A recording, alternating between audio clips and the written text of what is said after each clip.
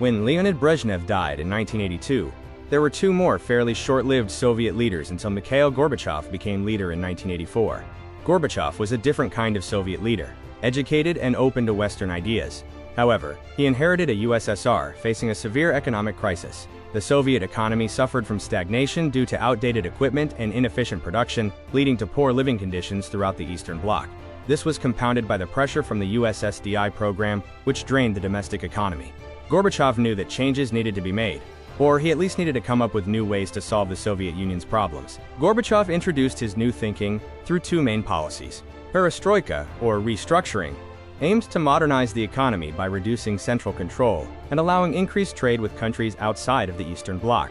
Glasnost, or openness, focused on political transparency, encouraging public debate, and allowing criticism of the government to restore faith in the communist system. The new thinking policies, unfortunately, led to economic decline and political instability. Perestroika was too little too late, resulting in high inflation and panic buying. Glasnost opened the door to widespread criticism and calls to end communist rule, exposing the system's inability to adapt and suppress uprisings. What new thinking did do was vastly improve the relationship between the Soviet Union and America.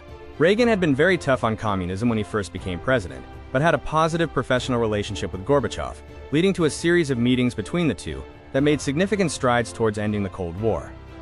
A diplomatic thaw began with the Geneva 1985 summit, where Reagan and Gorbachev built a personal rapport and agreed to reduce their respective nuclear arsenal by 50%.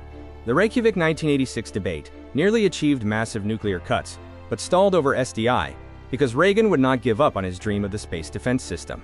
The breakthrough came at Washington in 1987 with the Intermediate Nuclear Force Treaty, or INF, which saw both sides agree to get rid of all short to medium-range missiles, including ICBMs. This was actively the signal that the end of the Cold War was here. By the Malta 1989 summit, Reagan had been replaced by George Bush. He and Gorbachev marked the official conclusion of the Cold War, with Gorbachev assuring the US he would not start a hot war. The summit signaled the end of Soviet domination in Eastern Europe, confirmed the transition to ending the Cold War, and paved the way for a new world order.